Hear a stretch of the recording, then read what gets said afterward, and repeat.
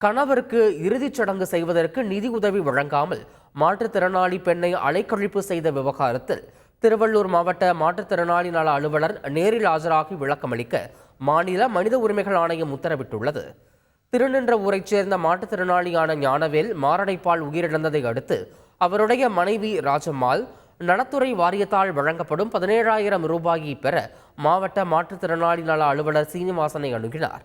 அவர் இறப்புச் சான்றிதழ் கொண்டு வாங்கி வரும்படி கூறியதால் சிம்மச்சந்திரன் என்பவர் தமிழ்நாடு மாற்றுத்திறனாளிகள் ஆணையத்தின் இயக்குனர் லட்சுமியை தொடர்பு கொண்டு நிலைமையை எடுத்து கூறினார்.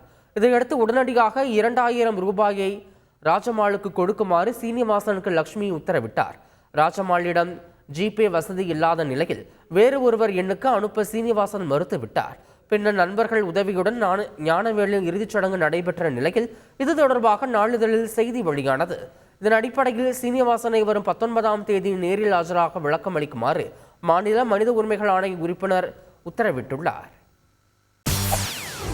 செய்திகளை உடனுக்குடன் தெரிந்து கொள்ள உடனே சப்ஸ்கிரைப் பண்ணுங்க.